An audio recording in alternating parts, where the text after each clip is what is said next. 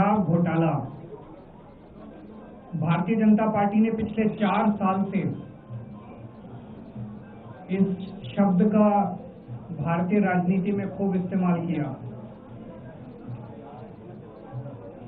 आज उसमें जो आदेश आया उस पर भी चर्चा करेंगे। न्यायालय ने, हमारे जस्टिस सिस्टम ने इसमें एक बहुत ऐतिहासिक फैसला दिया है। इसके लिए मैं जुडिशरी का बहुत बहुत धन्यवाद करना चाहता हूं, जज साहब का बहुत बहुत धन्यवाद करना चाहता हूं। आज के इस माहौल में जब सारी संस्थाओं को, सारे अथॉरिटीज को डराया जा रहा है, धमकाया जा रहा है, ऐसे में इतना बड़ा न्याय करने के लिए जज साहब ने वाकई बहुत हिम्मत दिखाई है। मैं उन सभी वकील भाइयों का धन्यवाद करना चाहता हूं जिन्होंने एक एक कदम हम लोगों का साथ दिया, हमारी ये लड़ाई न्यायालय में लड़ी।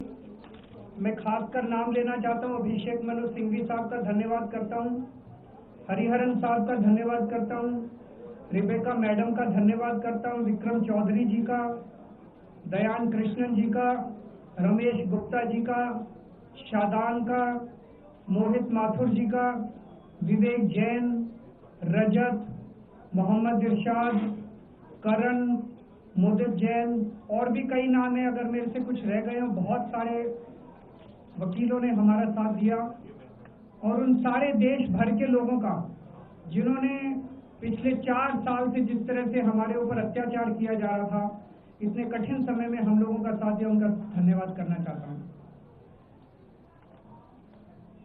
आप जान रहे हैं कि किस तरह से पिछले 4 साल से ईडी को, सीबीआई को, सारी संस्थाओं को इस्तेमाल करके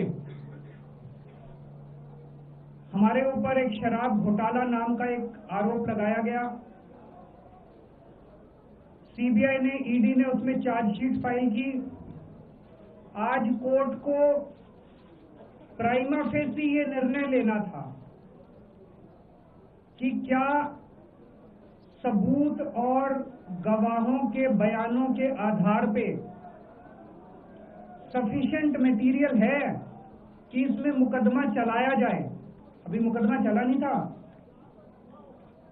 कोर्ट को यह निर्णय लेना था कि क्या मुकदमा चलाने लायक सफिशिएंट मटेरियल है, और कोर्ट ने लगभग 600 पेज के आदेश में सारे सबूतों और सारे गवाहों को मद्देनजर रखते हुए ये कहा है कि इतना भी सबूत नहीं है, इतने भी गवाहों के बयान नहीं है, एक निक्का सा भी सबूत नहीं है कि इसमें मुकदमा तक चलाया जा सके। अगर मुकदमा चलाया जाता, 15-20 साल मुकदमा चलता, उसमें बहुत सारे गवाह बुलाए जाते, सबूत रखे जाते, उसके बाद होता, वो तो अलग बात है। कोर्ट का ये कहना है कि इतना टुच्चा केस है, इतना फर्जी केस है, इतना बेकार केस है, इतना गलत केस है। ये मैं नहीं कह रहा, ये भाषा है। आप कोर्ट का ऑर्डर पढ़िए। ये ऑर्डर जो है ये ऐतिहासिक ऑर्डर है। कोर्ट ने कहा है कि इतना फर्जी केस है, इतना फर्जी केस है, एक भी सबूत नहीं है, एक भी गवाह नहीं है कि इसमें मुकदमा भी नहीं चलाया जा सकता। ये पूरा षड्यंत्र किसने रचा, क्यों रचा? ये पूरा षड्यंत्र 2 लोगों ने मिलकर रचा, नरेंद्र मोदी जी और अमित शाह जी। और आज उन दोनों को पूरे देश से माफी मांगनी चाहिए। उन दोनों ने मिलकर षड्यंत्र रचा कि आम आदमी पार्टी को खत्म किया जाए, आम आदमी पार्टी को बर्बाद किया जाए। और उस षड्यंत्र के तहत आजाद भारत का सबसे बड़ा और सबसे घिनौना षड्यंत्र रचा उन लोगों ने। वो देख रहे थे कि दिल्ली में वो हमें नहीं हरा सकते। वो देख रहे थे कि दिल्ली की जनता हमारे कामों से बहुत खुश है। वो देख रहे थे दिल्ली में कामों की राजनीति के आधार पे वो कहीं खड़े नहीं होते। तो उन्होंने एक षड्यंत्र रचा। जनता जानती है कि केजरीवाल ईमानदार, उन्होंने कहा केजरीवाल की ईमानदारी पे चोट करो। जनता जानती है कि आम आदमी पार्टी ईमानदारी, उन्होंने कहा आम आदमी पार्टी की ईमानदारी पे चोट करो। उन्होंने आम आदमी पार्टी को खत्म करने के लिए षड्यंत्र रचा और बोले केजरीवाल बेईमान है, केजरीवाल बेईमान है, केजरीवाल बेईमान है, केजरीवाल ने शराब घोटाला किया, केजरीवाल पैसे खा गया, केजरीवाल ने 100 करोड़ रुपए खा लिए। मैंने जिंदगी में केवल ईमानदारी कमाई है। मैंने जिंदगी में केवल इज्जत कमाई है, एक नया पैसा नहीं कमाया मैंने अपनी जिंदगी में। इन लोगों की तरह नहीं हूं मैं। मैंने जिंदगी में एक नया पैसा नहीं कमाया, केवल ईमानदारी कमाई है, और ये उस ईमानदारी के ऊपर चोट करना चाहते थे। उसके लिए इन्होंने षड्यंत्र रचा था। आज कोर्ट के ऑर्डर के बाद ये साबित हो गया देश के सामने, केजरीवाल कट्टर ईमानदार है, मनीष सिसोदिया कट्टर ईमानदार है, संजय सिंह कट्टर ईमानदार है, दुर्गेश कट्टर ईमानदार है, आम आदमी पार्टी कट्टर ईमानदारी है। हम नहीं कह रही है, कोर्ट ने सारे देश के सामने बोला है। कई लोग ये कहते हैं जेल से आने के बाद केजरीवाल चुप क्यों हो गया, केजरीवाल गायब हो गया, केजरीवाल कहां गया। मैं कोई नेता नहीं हूं, मैं कोई पॉलिटिशियन नहीं हूं। पॉलिटिशियन को फर्क नहीं पड़ता, उनको 4 गाली दे दो, मोटी चमड़ी होती है। मैंने जिंदगी में केवल ईमानदारी कमाई है। मेरे को जब कोई बेईमान बोलता है मुझे फर्क पड़ता है। मेरे को जब जेल भेजा जाता है, मेरे परिवार के ऊपर ताने मारे जाते हैं, मेरे को फर्क पड़ता है। केजरीवाल को फर्क पड़ता है। इसलिए मैंने तय किया था कि जब सारे देश के सामने मैं निर्दोष साबित हो जाऊंगा, तब तक मैं चुप रहूंगा। आज मेरे दिल से बहुत बड़ा बोझ उतर गया।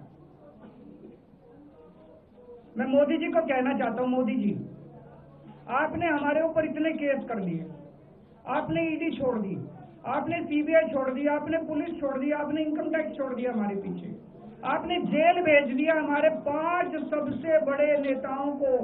आम आदमी पर एक समय ऐसा था जब आम आदमी पार्टी के सबसे टॉप के 5 नेता जेल में थे एक साथ।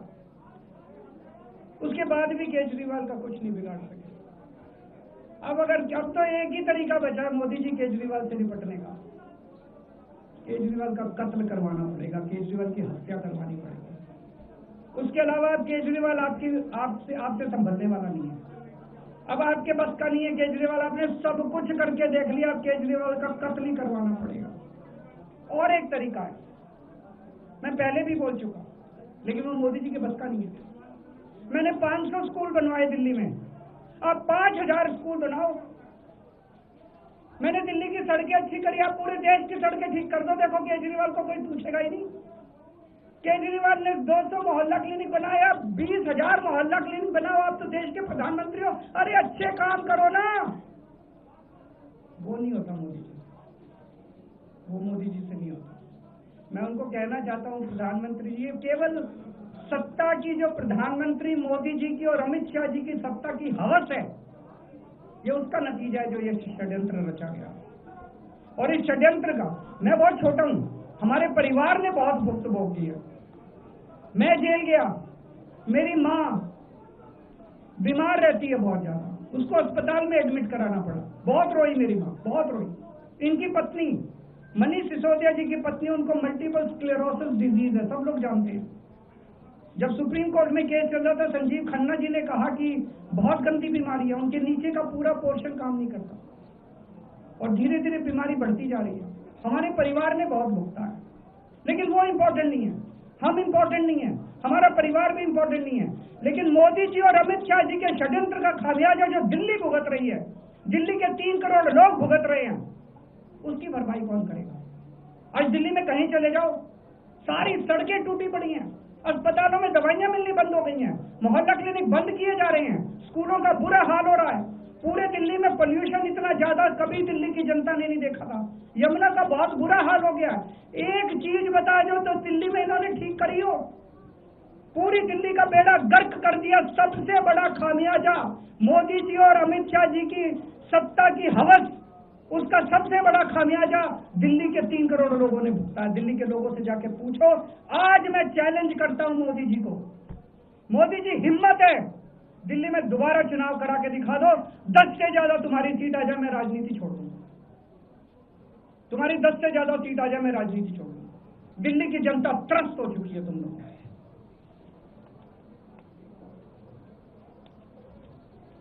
मैं मोदी जी को कहना चाहता हूं, अगर आपने सत्ता हासिल करनी है, कुछ पॉजिटिव काम करके सत्ता हासिल। तो आज देश के सामने इतनी बड़ी बड़ी समस्याएं हैं।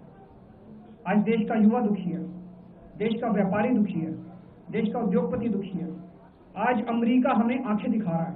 मोदी जी की हिम्मत नहीं है जो ट्रंप के खिलाफ एक शब्द बोल दे ट्रंप के खिलाफ। रोज ट्रंप गालियां देता है मोदी जी को, रोज ट्रंप गालियां देता है भारत को, रोज ट्रंप गालियां देता है हमारे देश को। मोदी जी के हमारा प्रधानमंत्री भीगी बिल्ली बना हुआ है।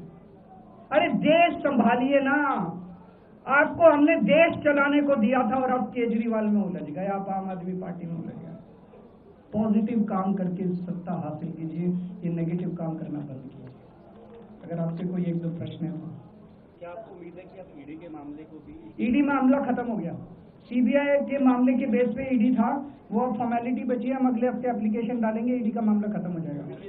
कांग्रेस कह रही है कि ये बीजेपी ने जो है कांग्रेस को नुकसान पहुंचाने की आपको जो है राहत दिलवा दी है। वो भी मैं आपसे पूछना चाहता हूँ, केजरीवाल जेल गया, रॉबर्ट वाड्रा जेल गया, संजय सिंह जेल गया, क्या राहुल गांधी जेल गया, मनीष सिसोदिया जेल गया, सोनिया गांधी जी जेल गई? किस मुंह से बात करते हैं? शर्म नहीं आती कांग्रेसियों? ले जाए, वो तो ले जाए, उनका हक है। सुप्रीम कोर्ट भी जाएंगे, हाई कोर्ट भी जाएंगे। जैसे निचली कोर्ट में न्याय हुआ ऐसे ऊपरी कोर्ट में भी न्याय हुआ। जब कोई सबूत है ही नहीं, जब कोई गवाह है ही नहीं, तो ऊपर के कोर्ट में भी कहां से लाएंगे सबूत, कहां से लाएंगे गवाह?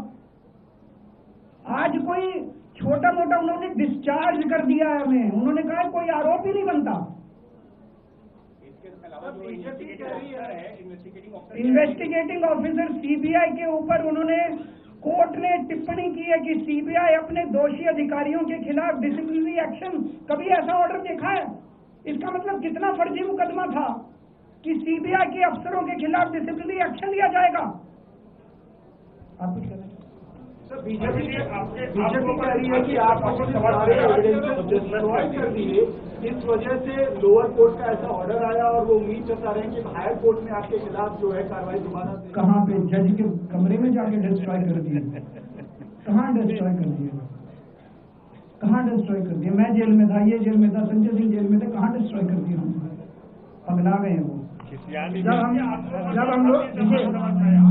जब हम लोगों को जेल में डाला जा रहा था तो यही बीजेपी वाले चीख के कहते थे सारे सबूत हैं, सारे सबूत हैं, सारे सबूत हैं। कहाँ गए सबूत? तो अभी तो देखिए आजकल YouTube पर खूब सारे वीडियोस चल रहे हैं कि कौन किसके इशारे पे नाचता है। अब सीबीआई ये किसके इशारे पे नाचते हैं? YouTube के वीडियो देख के आपको पता चल जाएगा। सीबीआई इनके इशारे पे नाचती है, वो सब जगह जाएगी। पर आज साबित हो गया कि सीबीआई इनके इशारे पे नाचती है। भारतीय जनता पार्टी ने आपके आंखों पर भी सवाल खड़े करने दो, कोई फर्क नहीं पड़ता। आज जब आप घर आए थे तो मैडम सुनीता जी के साथ जो है वो लम्हा जो कैमरे में कैप्चर हुआ, देखिए मेरे परिवार ने बहुत भोगा है इसमें, और मैं समझता हूँ कि जब इस पूरी यात्रा की शुरुआत हुई थी, जब इसमें कूदे थे, तो हमें पता था कि जब आप सिस्टम बदलने चलते हैं, व्यवस्था बदलने चलते हैं, तो बहुत कठिनाइयां आती हैं। पूरा सिस्टम आपके ऊपर पूरी ताकत के साथ आपके ऊपर वार करता है। वो किया उन्होंने, और आज जनता के सामने सारा सिस्टम नंगा हो चुका है। ये सब लोग नंगे हो चुके हैं जनता के सामने। ये तो होना ही था। सत्य को एक न एक दिन देर हो सकती है, अंधेर नहीं है। पंजाब और गुजरात में चुनाव है, आज की वर्ड के बाद ये केवल एक आध चुनाव की बात नहीं है, ये पूरे सिस्टम को ललकारने की बात है। जिस तरह से सिस्टम का दुरुपयोग इन लोगों ने किया, और जिस तरह से सिस्टम का दुरुपयोग करके इन लोगों ने, पता है, ये सिटिंग चीफ मिनिस्टर को अगर ये जेल में डाल देंगे तो फिर क्या बचा? और इतने फर्जी केस में फिर तो कुछ भी नहीं बचा। कल को स्टालिन साहब को जेल में डाल देंगे, ममता बनर्जी को, जो जहां इनकी पार्टी हारेगी उस मुख्यमंत्री को पकड़ के जेल में डाल दो। जनतंत्र ही नहीं बचा। आज बाबा साहब अंबेडकर के संविधान के सामने एक तानाशाह को झुकना पड़ा है। ये बहुत बड़ी बात है। बहुत बहुत शुक्रिया।